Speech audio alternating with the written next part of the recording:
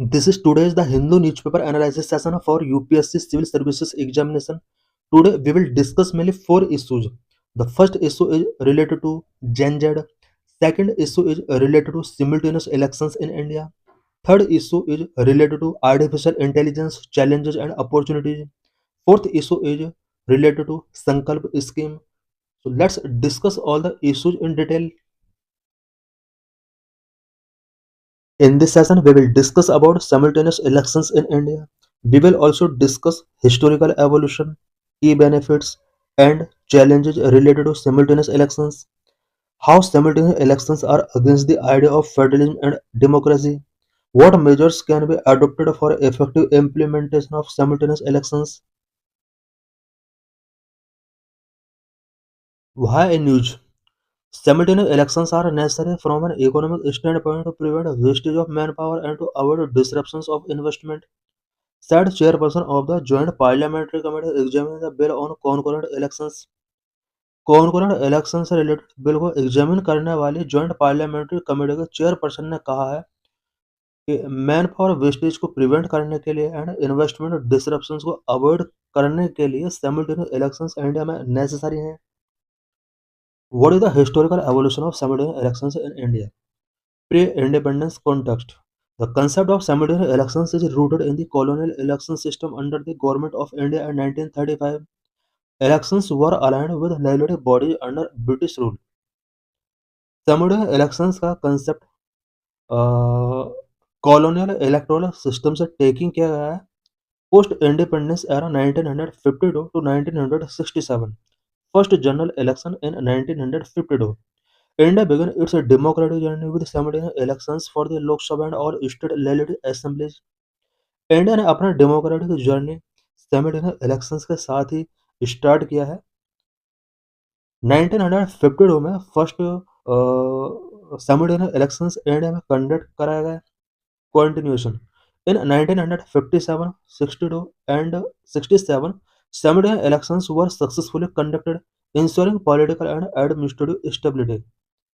India में first time सिमुलेटेनियस election 1952 में नहीं 1957 से स्टार्ट किए गए. 1962 में किए गए, 1967 में भी सिमुलेटेनियस इलेक्शंस कंडक्ट किए गए.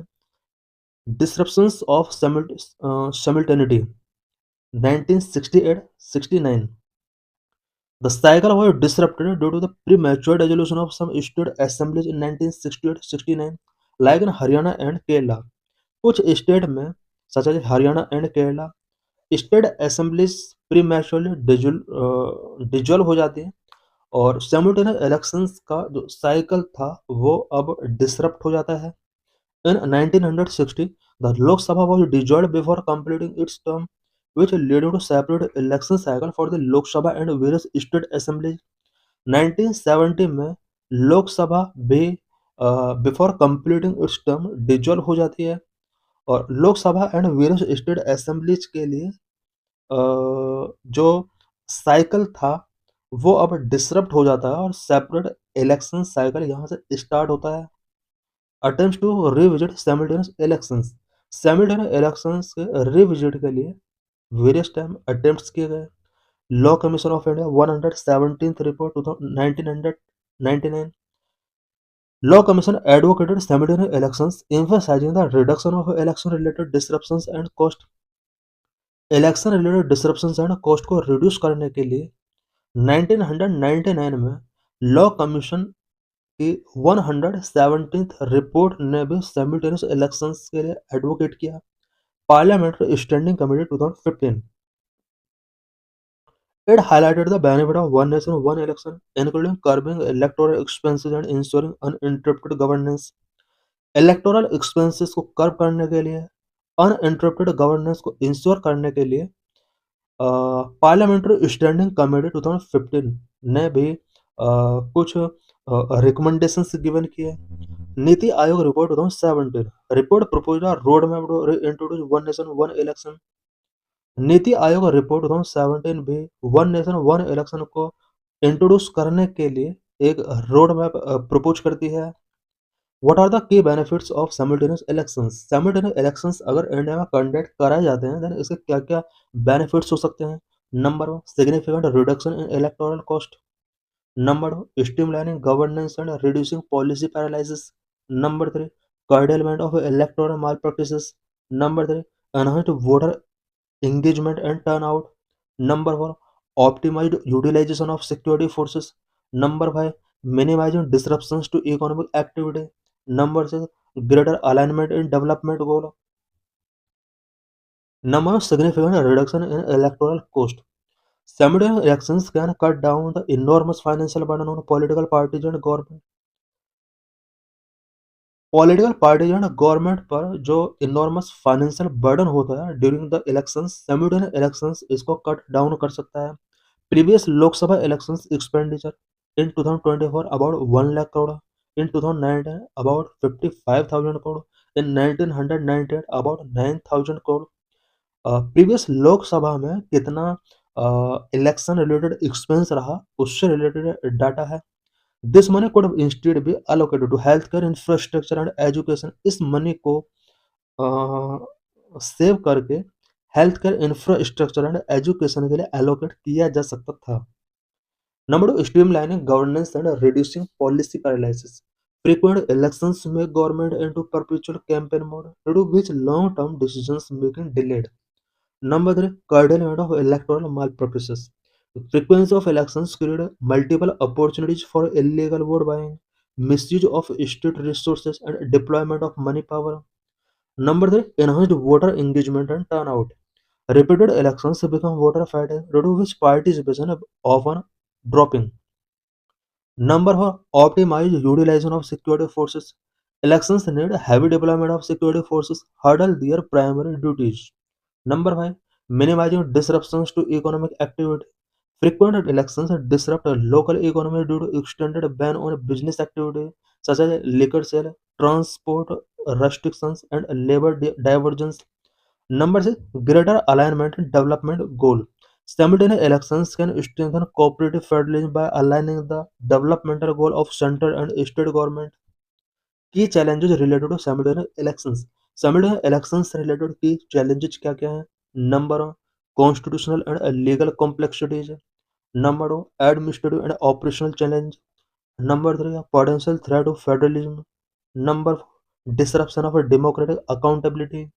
Number five, disruption due to premature dissolution. Number six, political resistance and lack of consensus. Number seven, delayed electoral justice and dispute resolution. Number of constitutional and legal complexities. Implementing one nation, one election require amendment in various articles such as Article 83, 85, 172, and 356, which govern the tenure and dissolution of legislatures.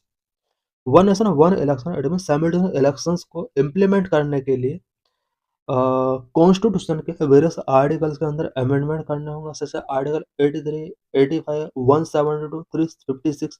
Because ये सारे articles legislature के tenure and resolution से related है। Raising questions about their democratic validity. Simultaneous elections अगर conduct कराए जाते हैं क्या वह डेमोक्रेटिकली वैलिड होगा, इससे रिलेटेड क्वेश्चंस भी रेज हो रहे हैं। Synchronizing state elections would require curtailing or extending the tenure of some state assemblies, raising questions about their democratic validity.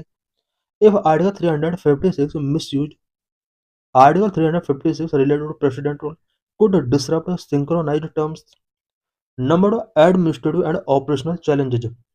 Conducting simultaneous elections for the all state assemblies and Lok Sabha would require massive administrative and logistical planning. Number three, potential threat to federalism. One nation, one election may dilute the autonomy of state as local issues could be overshadowed by national agendas and campaign. Number four, disruption of a democratic accountability.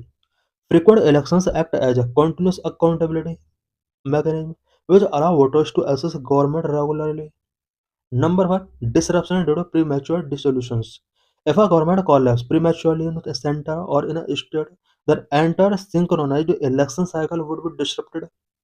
Number six, political resistance and lack of consensus. One nation, one election idea face resistance from various political parties, especially regional parties who fear losing relevance in a synchronized system.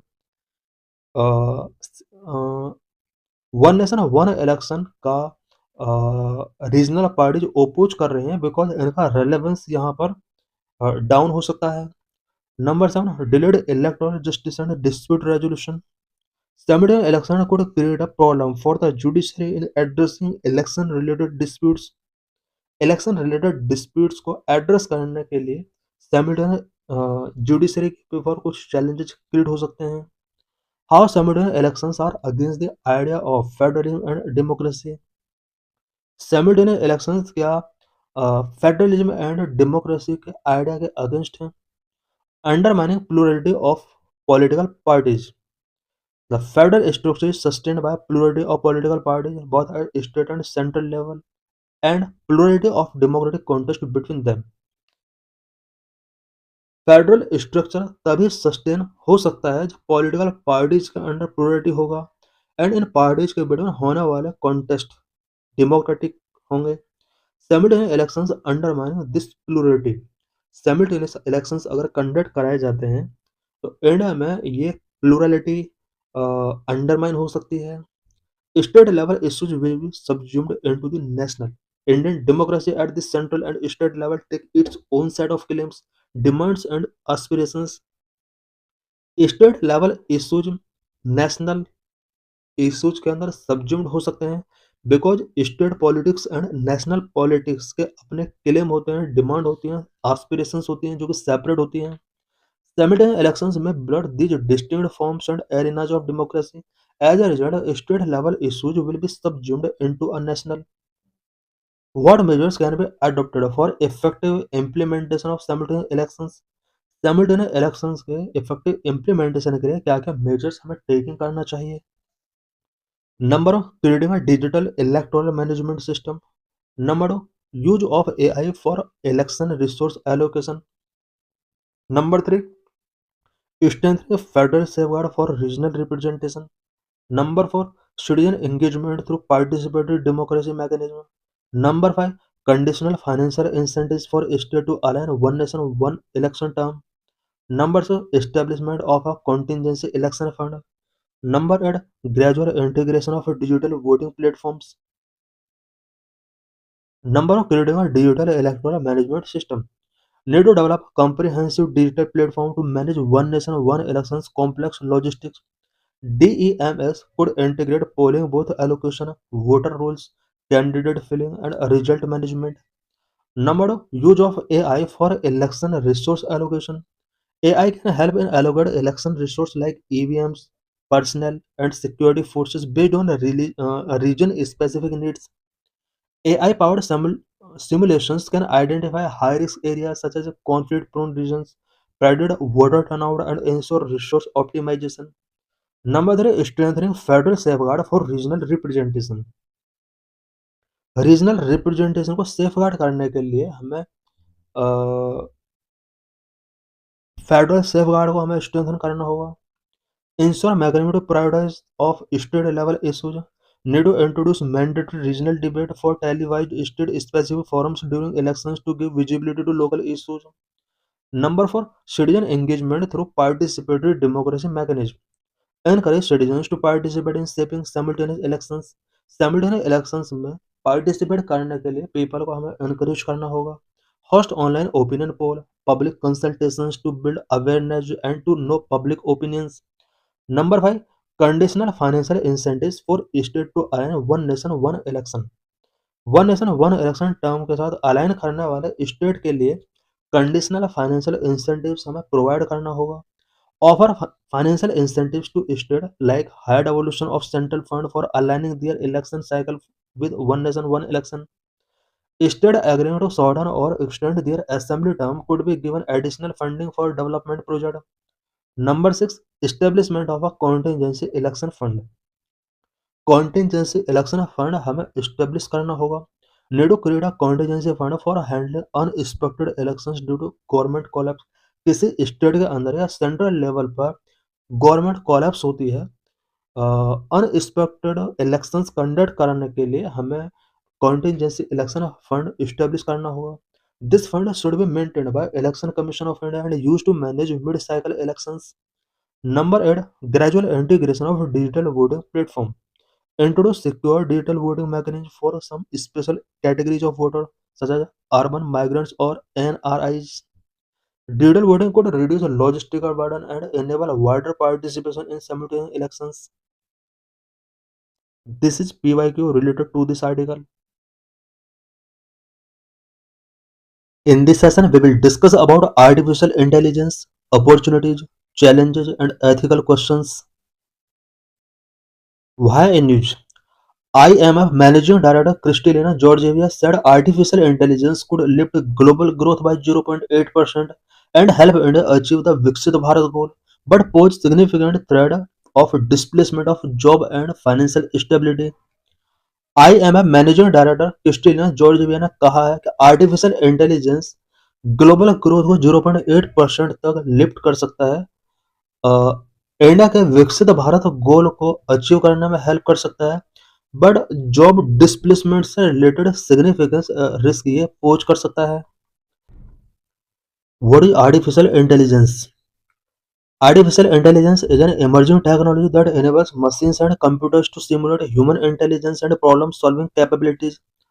Artificial intelligence एक emerging technology है जो कि machines and computers को human intelligence and problem solving capability का simulate करने के enable बनाती है. It is the broad field of creating intelligence system. Intelligence system को क्रिएट करने के लिए ये एक ब्रॉड फील्ड है. Significance of artificial intelligence. Number one, boost productivity. Number two, improved decision making. Number three, task accuracy. Number four, consistent outcomes. Number five, new frontiers. Number one, boost productivity. Artificial intelligence means AI automate various tasks, reducing time and human efforts. AI various task को automate करता है and time and human efforts को reduce करता है. For example, robotic process automation in finance for data entry and report generation. Number 2, improved decision making. Machine learning models analyse data to identify pattern. For example, predictive analytics in retail for demand forecasting. Number 3, task accuracy. AI systems can handle repetitive and big tasks with high accuracy. For example, chatbots for customer service inquiries in various industries. Number 4, consistent outcomes. AI algorithms follow defined rule which ensure consistency across process. For example, credit risk assessment in banking using machine learning models. Number 5, new frontiers. AI enables breakthrough in healthcare, education and research. For example, AI assist in drug discovery and personalized medicine. Concerns related to artificial intelligence. Number 1, job loss. Number 2, ethical concern. Number 3, potential misuse. Number 4, data dependence. Number 5, lack of human traits. Number 6, high cost. Number 7, interpretability challenges. Number 1, job loss. AI automation can lead to job displacement, especially in repetitive and routine task industries. For example, token purchasing system in Delhi Metro. Number 2, ethical concern. AI system can perpetuate bias present in algorithm. For example, facial recognition systems showing bias against certain ethnicities. Number 3, potential misuse. AI technologies can be misused for malicious purposes like cyber attack. For example, deepfakes can be used for spreading misinformation and propaganda. Number 4, data dependence. For effective training and learning, AI models require large, high quality data set.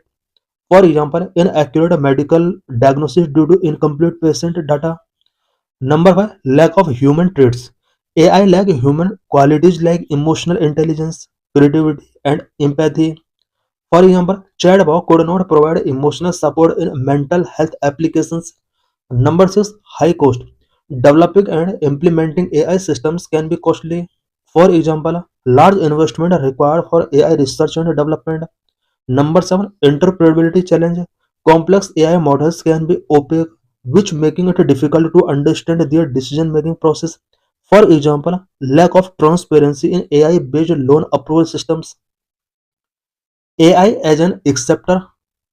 क्या artificial intelligence एक acceptor और opportunity है?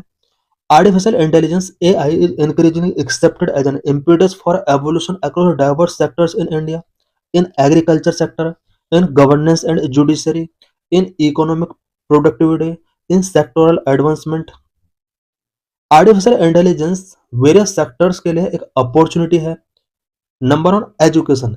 As per the national education policy 2020, AI is not a threat to teaching but a tool for personalizing learning and integrating moral reasoning with digital literacy.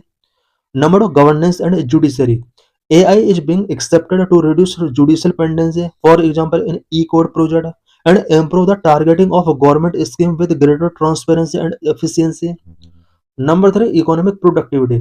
AI act as a multiplier rather than a replacer, automating repetitive tasks to so human can focus on high value creative and strategic work. Artificial intelligence present में एक multiplier के तौर पर work कर रहे हैं और इसके थ्रू रिपीटेटिव टास्क किए जा सकते हैं और इसके जगह ह्यूमंस को हाई वैल्यू क्रिएटिव वर्क पर इम्पोज किया जा सकता है. Next, sectoral advancement. In agriculture, AI assist in crop planning and pest forecast, in healthcare and enhance diagnostic and drugs discovery. AI related threats or challenges. Number one, job displacement. Number two, ethical concern. Number three, security and sovereignty. Number one, job displacement. Labor intensive sectors in India face a risk of mass unemployment if reskilling does not keep pace with automation. Labour intensive sectors mass unemployment face कर रहे हैं India में. Ethical concern, defects, algorithmic bias and privacy breaches pose credible threat to social harmony and democracy. Security and sovereignty. The rise of autonomous weapons and AI-driven misinformation campaign can undermine national security and traditional notions of state control. How AI could widen inequalities. Artificial intelligence inequalities को कैसे widen कर सकता है. Number one, job displacement and wage stagnation. Number two, exacerbation of the digital divide. Number three, unequal access to quality education and health care. Number four, concentration of wealth and power. Number five, algorithmic bias. Number six, global inequality. Number one, job displacement and wage stagnation.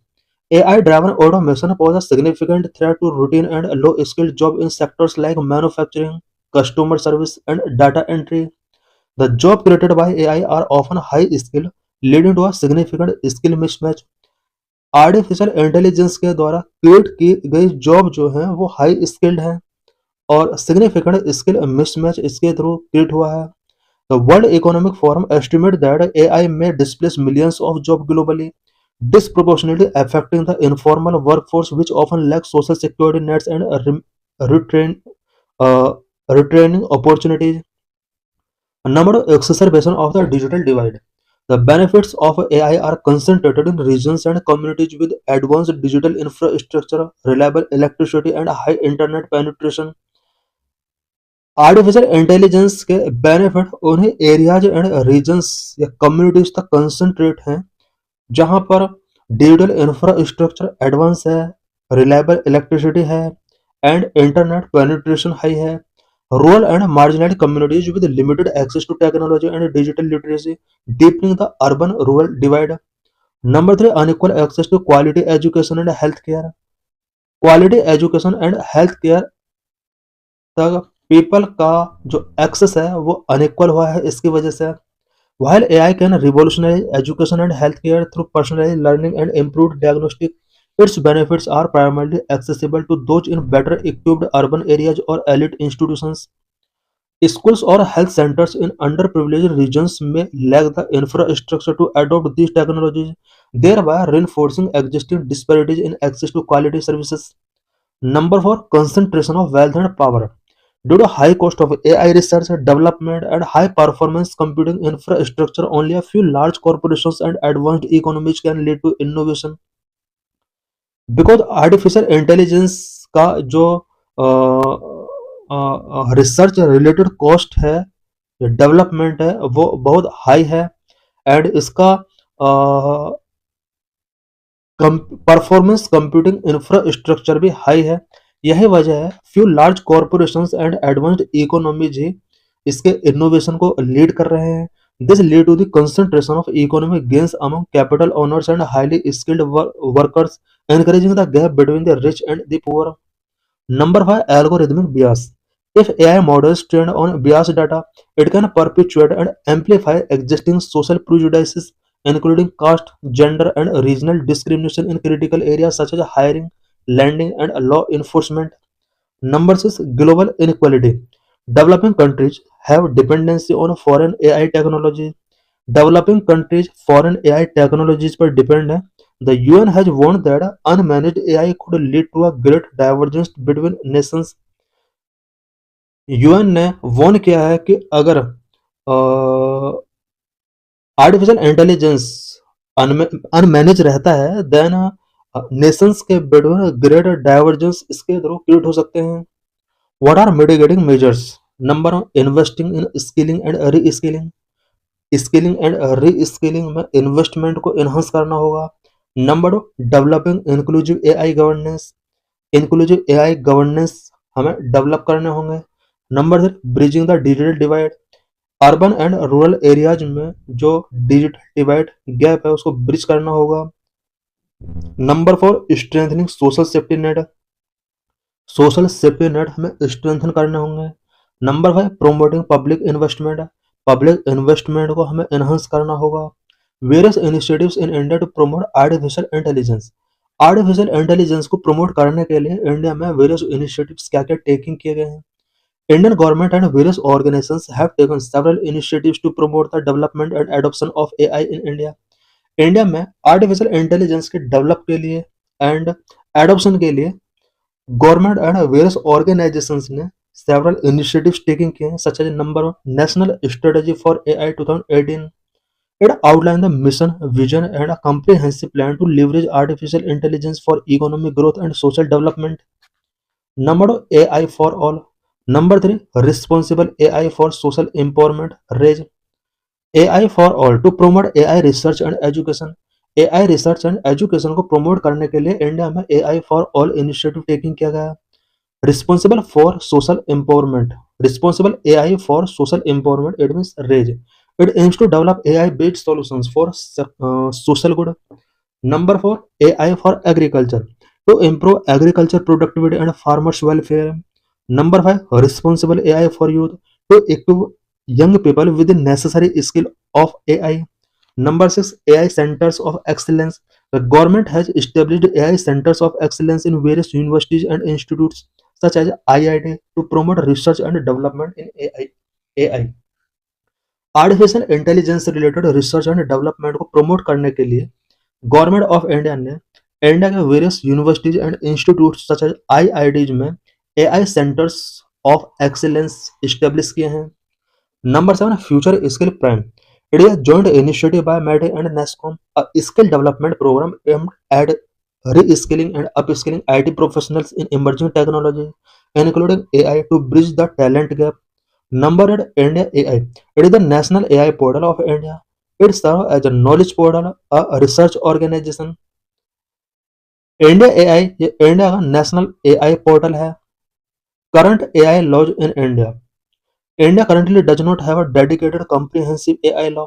Instead, AI governance is managed through other existing and proposed legal instrument. Current में India के अंदर AI से related कोई dedicated comprehensive law नहीं है.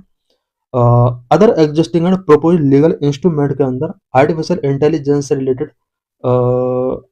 Governance किया गया है. Existing law such as information technology act 2000, digital personal data protection act 2023, consumer protection act 2019. These laws indirectly cover various aspects of AI use such as data privacy, cyber security and misinformation through deepfakes. New guidelines. MIT, Ministry of Information Technology, released India AI Governance Guideline 2025, which provide a framework for safe, trustworthy and responsible AI adoption. 2025 में ministry of IT के द्वारा India AI governance guidelines launch की गई. These guidelines promote voluntary compliance and techno legal solutions. Government advisories. MIT has issued advisory in March 2024 requiring large platform to obtain approval before deploying untested AI models and to label AI generated content to prevent bias and misinformation, especially during elections. 2024 में भी MIT के द्वारा कुछ guidelines release की गई, specially large platform जो AI को run कर रहे हैं, उनके लिए यहाँ पर गाइडेंस गिवन की गई है कि अगर वो कोई भी अनटेस्टेड एआई मॉडल्स डिप्लॉय करते हैं, उससे पहले गवर्नमेंट का अप्रूवल टेकिंग करना होगा। कोई भी कंटेंट इनके द्वारा जो रिलीज किया जा रहा है, उस पर लेबल करना होगा कि ये एआई जनरेटेड कंटेंट है या नहीं। इंडियाज एआई गवर्नेंस गाइडलाइन 2025 की features: innovation over restraint. The primary focus is to be a facilitator of AI development, avoiding rigid regulations that might hurdle innovation, unlike the European Union's Prescriptive AI Act. India AI governance guideline 2025 का जो main character है या main feature है, वो ये है कि जो गाइडलाइंस हैं वो इंडिया में एआई डेवलपमेंट को फैसिलिटेट करती हैं, रिजिड रेगुलेशंस को अवॉइड करती हैं। Principle based framework: governance is guided by 7 sutras और core principles. Number 1 trust, number 2 people first, number 3 innovation over restraint, number 4 fairness and equity, number 5 accountability, number 6 understandable by design, number 7 safety, resilience and sustainability. Institutional framework: the proposed governance structure involve number 1 an AI governance group, an apex interministerial body for policy coordination। Policy coordination से related एक apex interministerial body इसके अंदर establish की गई। It means AI governance group यहाँ पर establish किया गया। Number 2 a technology and policy expert committee. Number 3 an AI safety institute to focus on technical safety, risk research and setting standard। Sector specific regulations: various sectoral bodies like the RBI, ICMR, and Department of Defense are developing their own AI guidelines tailored to their specific needs. This is PYQ related to this article. What is Gen Z? What generation are you? In this session, we will discuss about Gen Z and other categories of generation. We will also discuss Gen Z and democracy. What is mean by generation and generation division? Generation. In social science and demographics, a generation is a group of people born and living at approximately the same time, typically spanning a 15 to 20 years period. Social science and demographics में generation उन people का group होता है जो approximately same time में born हुए हैं, living कर रहे हैं। Generation division classify people by birth year and shared cultural, social और technological experience. Generation division people को बर्थ ईयर के बेस पर क्लासिफाई करता है। ऐसे पीपल जो सेम कल्चरल, सोशल और टेक्नोलॉजिकल एक्सपीरियंस शेयर करते हैं। The divisions are based on shared historical events, technological shift, and socio-cultural trends that shape their collective identity. Primary generations Western context. Number 1. The greatest generation born between 1901 and 1927. 1901 and 1927 के बीच born हुए people greatest generation के under आते हैं। Saved by the Great Depression and World War II, ये people great depression and world war second के through save किए गए हैं। इनमें से कोई भी पीपल अब शायद नहीं होगा।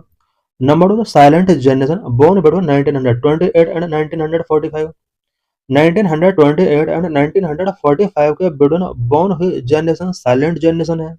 Grow up during the McCarthy era and the Korean war.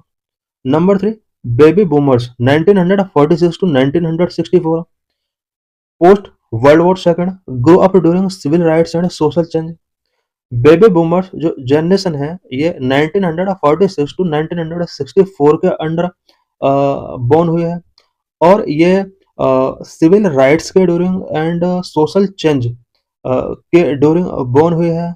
Number 4 generation X 1965 to 1980, often called the lucky generation, grew up during the rise of computers and the end of Cold War। 1965 to 1980 के between born हुए people generation X के under आते हैं। ये वो generation है जो कि राइज ऑफ कंप्यूटर के ड्यूरिंग ग्रो हुए हैं एंड कोल्ड वॉर के एंड के ड्यूरिंग ग्रो हुए हैं। Number 5 millennials generation Y 1981 to 1996, digital pioneers come of age around the turn of millennium। experienced the 2008 recession. 1981 और 1996 के बिटवीन बॉर्न हुए जो जनरेशन है, this is known as millennials और generation Y. Number 6 generation Z, zoomers और Gen Z. 1997 to 2012 digital natives, they grow up with smartphone and social media, highly connected। 1997 से 1912 2012 के between born हुए people जेन Z हैं, इन्हें हम जूमर्स भी बोल सकते हैं। और ये एक ऐसी जनरेशन है जो कि स्मार्टफोन के साथ ग्रो अप हुआ है एंड सोशल मीडिया का ये मैसिव तरीके से यूज कर रहे हैं। Number 7 generation alpha, 2013 to mid 2020s। 2013 से 2020 के बिटवीन बोर्न हुई जनरेशन जनरेशन अल्फा है। Born early within the 21st century, deeply influenced by AI, कोविड-19 पेंडेमिक। जनरेशन अल्फा वो जनरेशन है जो कि एंटायरली 21st सेंचुरी के अंदर बोर्न हुई है। ये आर्टिफिशियल इंटेलिजेंस से डीपली इन्फ्लुएंस्ड है। कोविड-19 पेंडेमिक का इनके ऊपर हाईली इम्पैक्ट है। Number 8 generation beta, mid 2020 to 2039, upcoming generation succeeding alpha. 2020 से 2039 के बिटवीन जो भी बोर्न होगा वर्ल्ड के अंदर, वो जनरेशन बीटा के अंदर काउंट किए जाएंगे। इट मीन्स अल्फा के बाद ये नेक्स्ट जनरेशन है। Alternative Indian generational framework, India में जनरेशनल फ्रेमवर्क थोड़ा डिफरेंट है because Western labels like baby boomers are rooted in US history. Some experts propose a framework specific to India based on national milestone. Because Western countries ने generational framework को अलग तरीके से labelling किया है, such as baby boomers जो कि US history में रूटेड है। इंडिया में कुछ एक्सपर्ट ने कुछ न्यू जनरेशनल फ्रेमवर्क प्रपोज किए हैं, such as number independence generation born before 1947। 1947 के बिफोर बोर्न होने वाले पीपल इंडिपेंडेंस जनरेशन के अंडर आते हैं। Number 2 nation builders, 1947 to 1964। 1947 से 1964 के बिटवीन बोर्न हुए पीपल नेशन बिल्डर्स के तौर पर जाने जाते हैं। Number 3 green revolution generation, 1965 to 1976। Number 4 reform generation, 1977 to 1990। Number 5 liberalisation generation, 1991 to 2000। Number 6 digital natives, 2001 to 2015। Number 7 Gen alpha India, 2016 to present. Key micro generations, people born on cusp of two generations often identify with both, leading to the naming of micro generation। कुछ people ऐसे होते हैं जो two generations के between born हुए हैं, इनको micro generations का नेमिंग गिवन किया गया है। Number 1 generation Jones, 1954 to 1965, the bridge between older boomers and generation X. Number 2 Xennials, 1977 to 1983, transitions from analog childhood to a digital adulthood। Number 3 Zillennials, 1993 to 1998, bridge between millennials and Gen Z। Gen Z and democracy, Gen Z exhibit a complex, often paradoxical relationship with democracy, characterized by deep skepticism of traditional institutions, have high action-oriented engagement in social media। Gen Z democracy के साथ एक complex, often paradoxical relationship exhibit करते हैं। Traditional institutions के साथ इनका deep scepticism है and social issues में ये एक्शन ओरिएंटेड एंगेजमेंट शो करते हैं। High disillusionment, studies show a very small percentage, only 3 to 16% of Gen Z believe democracy is working well for them। Only 3 to 15% Gen Z ही ये believe करते हैं कि democracy उनके लिए वेल तरीके से वर्क कर रही है। बाकी 85% जेन जेड का मानना है कि डेमोक्रेसी उनके लिए वेल वर्किंग नहीं कर रही है। This under distrust stem from institutions failing to meet their expectations. They actively utilize social media, digital tools, and protest movement to demand accountability, particularly regarding climate justice, economic inequality, and corruption। Gen Z social media का actively use कर रहे हैं, digital tools का use कर रहे हैं and accountability के demand के लिए ये प्रोटेस्ट कर रहे हैं। Climate change, economic inequality and corruption से रिलेटेड ये अकाउंटेबिलिटी की डिमांड कर रहे हैं। Alternative engagement, rather than traditional party politics, Gen Z engage through digital activism, online petitions, and in some cases protest diffusion across border। Traditional party politics की जगह ये जो लोग हैं ये डिजिटल एक्टिविज्म के थ्रू ज़्यादा एंगेज कर रहे हैं, ऑनलाइन पिटिशंस पर ज़्यादा बिलीव कर रहे हैं।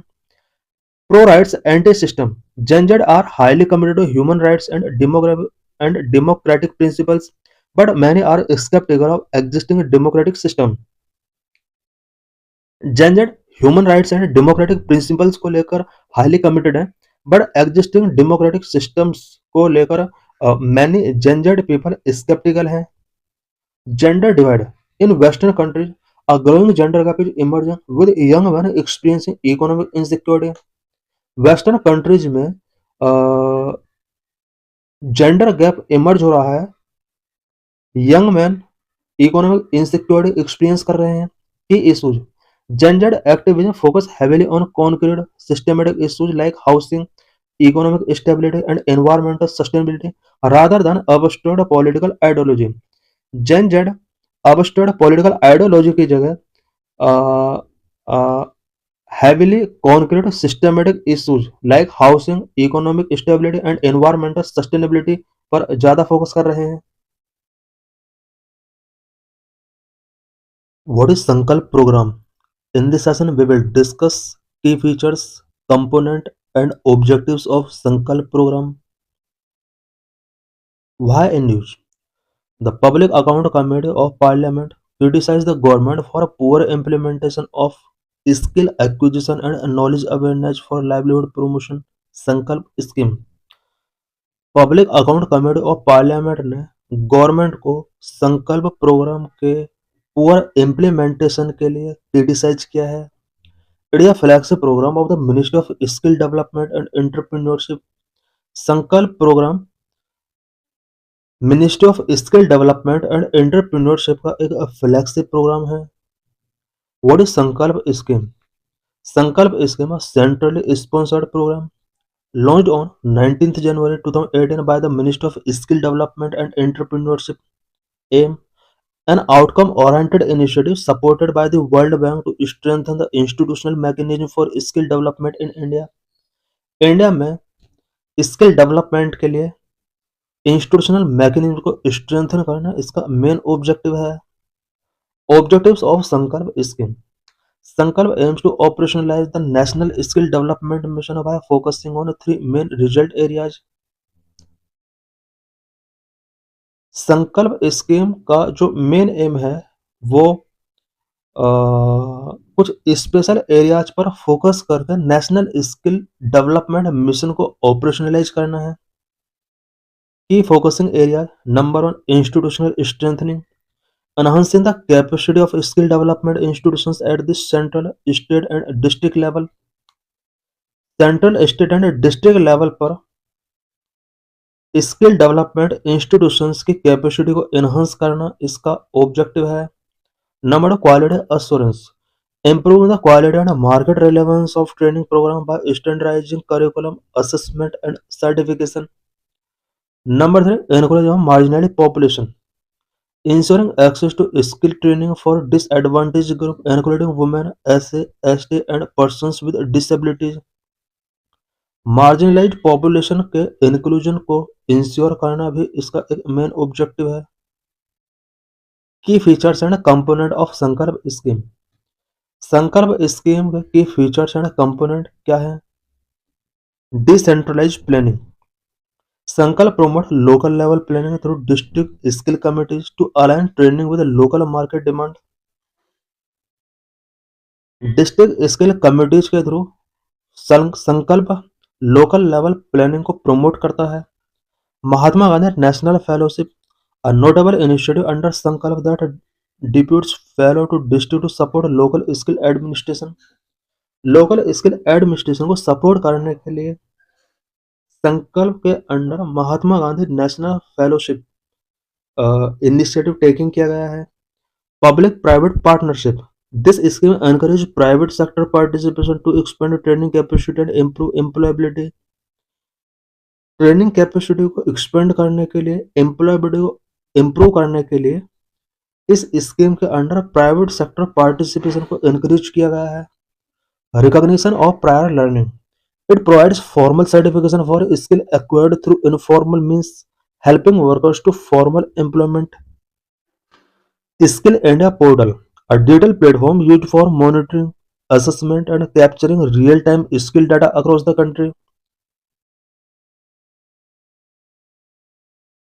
Across the country, real-time data को मॉनिटर करने के लिए, असेस करने के लिए, कैप्चर करने के लिए स्किल इंडिया पोर्टल लॉन्च किया गया है।